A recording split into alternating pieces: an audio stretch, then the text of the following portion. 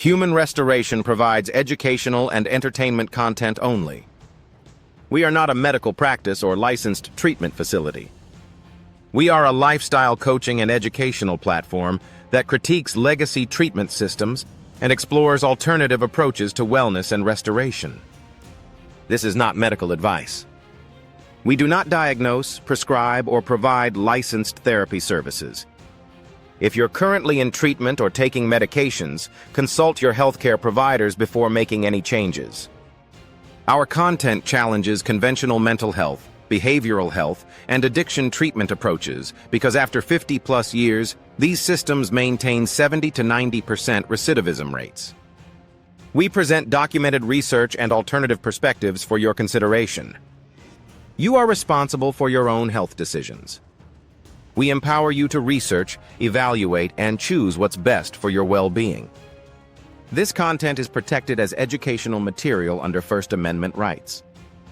By continuing, you acknowledge this is educational content, not medical advice, and you will use your own judgment. Human restoration, education, empowerment, liberation. The silent theft, how children are programmed for addiction before they can walk. 3-year-old child sits quietly in the corner, watching adults at a party. The child's eyes are wide, absorbing everything. What you're witnessing is not childhood innocence. What you're witnessing is ideation, the formation of ideas and beliefs that will control this child's life for the next 30 years. This child is not just watching. This child is learning. This child is being programmed. And the adults responsible for protecting this child have no idea they're participating in one of the most sophisticated psychological warfare operations in human history. This is the silent theft of childhood. This is how addiction begins before the first drink is ever taken.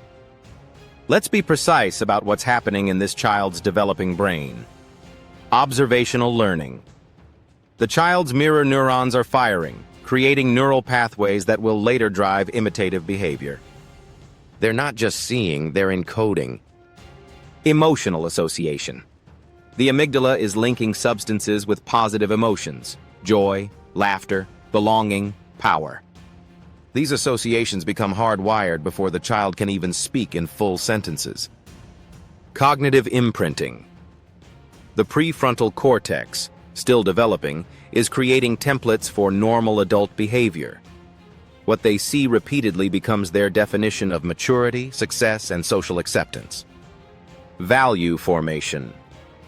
The child's developing value system is absorbing the message that happiness comes from external substances, that stress requires chemical relief, that fun is impossible without drugs or alcohol.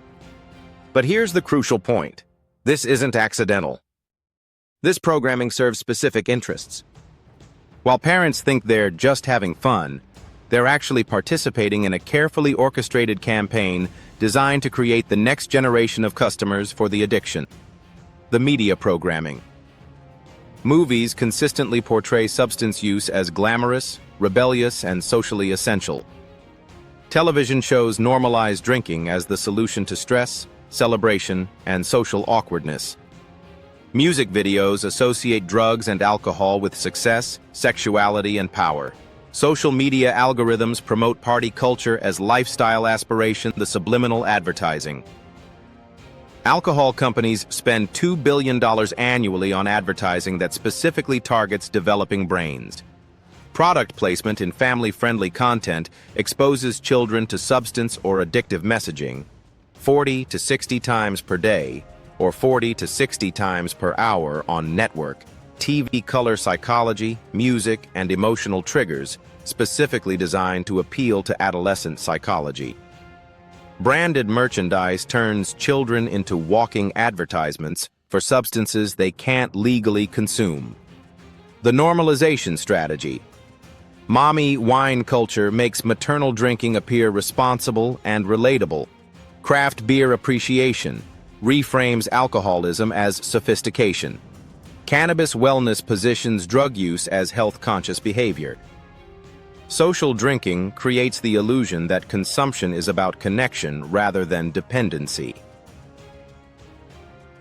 Act 3. The parental consciousness attack. Visuals. Parents scrolling through phones while children watch, news clips about stress, advertising targeting parents. But why don't parents see what's happening to their children? Because the same system that's programming the children is also programming the parents.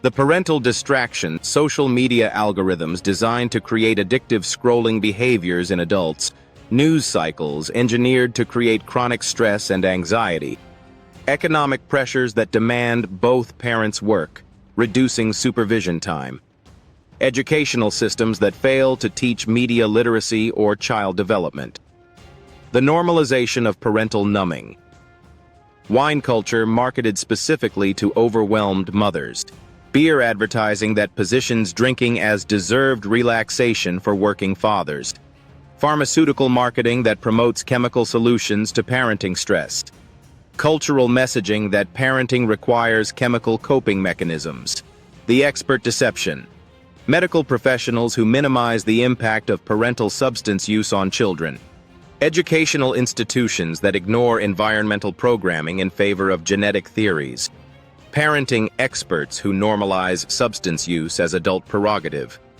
government agencies that regulate substances while ignoring their impact on developing minds. The result? Parents who believe their behavior has no impact on children who are too young to understand. Act 4. The science of early programming. Visuals. Brain scans, neural pathway animations, scientific studies. The science is undeniable. Let's examine what happens when children are exposed to dysfunctional substance use as normal behavior. Ages 2 to 5. Foundational imprinting. Neural pathways forming at 700 to 1,000 connections per second. Emotional association centers fully active, while judgment centers undeveloped. Primary attachment figures become behavioral templates. Unconscious learning occurs through environmental osmosis. Ages 6 to 10. Value internalization. Children begin categorizing adult versus child behaviors. Substance use becomes associated with maturity, power, and independence. Social cues link substance use with belonging and acceptance. Abstract thinking develops around pre-existing emotional associations. Ages 11 to 14.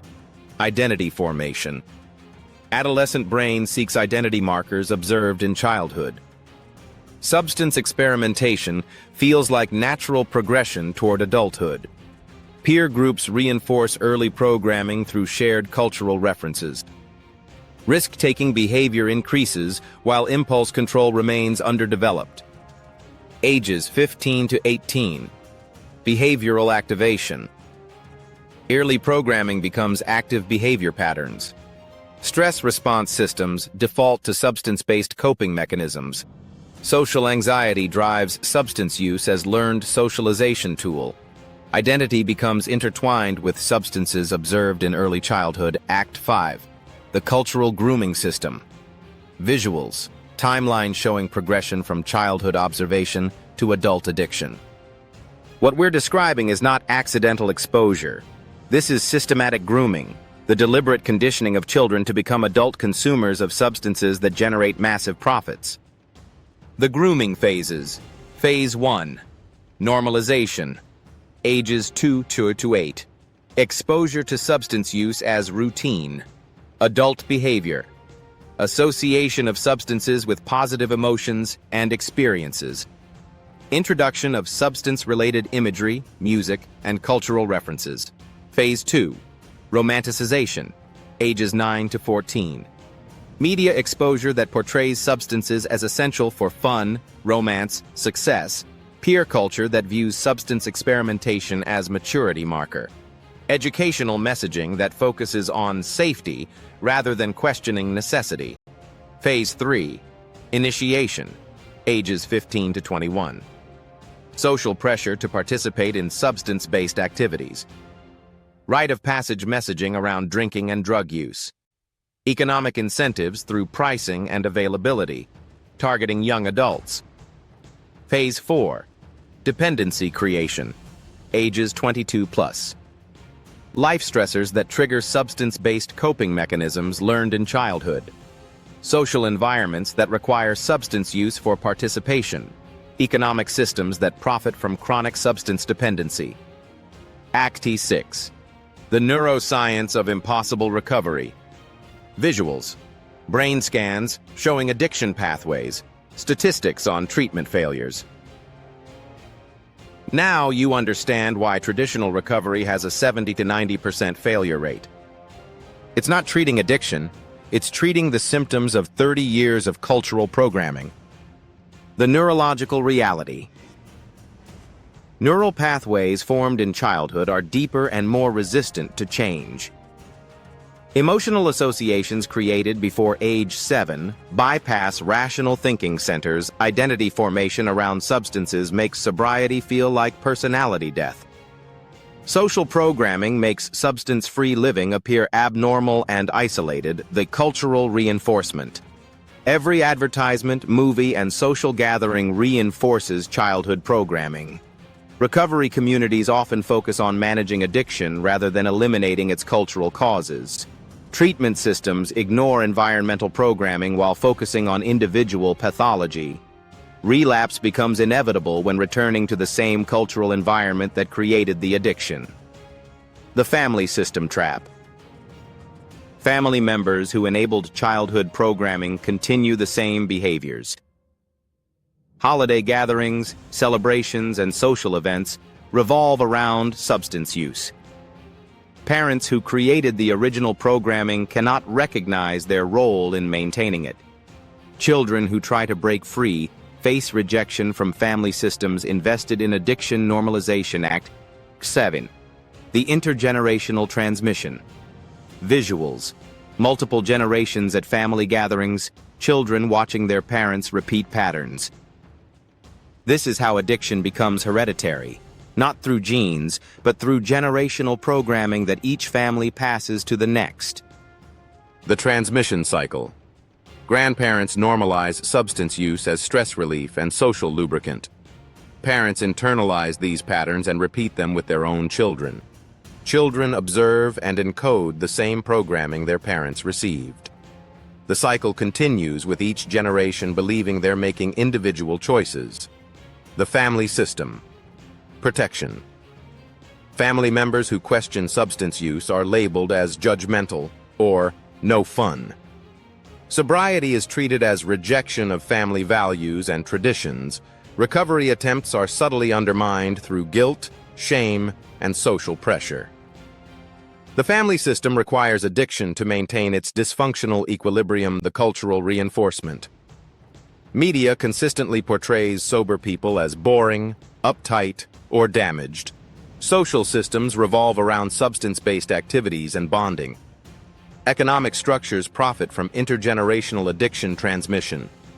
Educational and medical systems ignore environmental programming in favor of individual treatment. Activate the corporate strategy. Visuals, corporate boardrooms, marketing campaigns, profit charts. None of this is accidental. This is the result of decades of strategic planning by industries that profit from addiction. The alcohol industry. Strategy. $25 billion annual marketing budget specifically designed to create lifelong customers. Sponsorship of family events that normalize drinking around children. Lobbying efforts to prevent education about the impact of parental drinking on children. Research funding that focuses on genetics while ignoring environmental programming. The pharmaceutical strategy. Marketing parenting stress medications that model substance-based coping for children. Funding research that positions addiction as brain disease rather than learned behavior. Creating treatment modalities that manage rather than eliminate addiction. Developing medications that create new dependencies while treating existing ones. The media strategy. Consistent portrayal of substance use as essential for adult social functioning. Product placement that exposes children to substance imagery hundreds of times daily. Algorithm design that promotes substance-related content to developing minds. Suppression of content that questions the necessity or safety of substance use. The result: Multiple industries generating trillions of dollars from problems they systematically create and maintain. Act 9. The breaking point. Visuals. Adults in treatment centers, families destroyed by addiction, children repeating cycles. By the time most people reach treatment, they're not fighting an individual addiction, they're fighting 30 years of systematic programming reinforced by every institution they trusted. The treatment system. Failure. 28-day programs for 30-year programming problems. Individual therapy for cultural system dysfunction. Medication, management for learned behavioral patterns. Abstinence goals in environments that require substance use for social participation. The family system. Resistance. Families who enabled the original programming resist recovery efforts. Social systems that require substance use for belonging. Reject sober members. Economic systems that profit from addiction provide minimal support for recovery. Cultural systems that created the problem offer only management, not elimination. The personal identity crisis. Adults who have never experienced sober socialization fear social isolation. Identity formation around substances makes sobriety feel like personality death, stress response. Systems conditioned for chemical coping lack alternative mechanisms. Life celebration and milestone marking systems all revolve around substance use, ACT. X, the human restoration solution.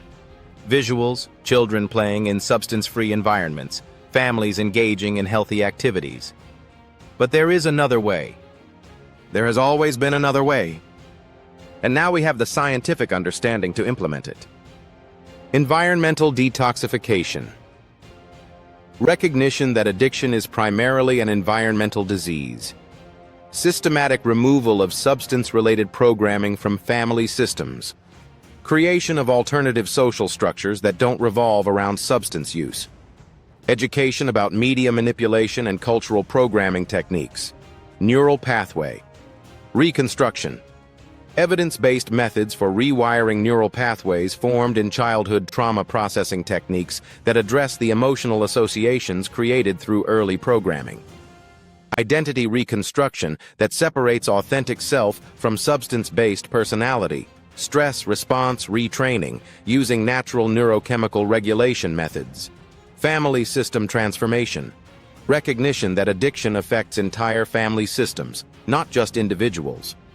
Intervention strategies that address environmental programming rather than individual pathology.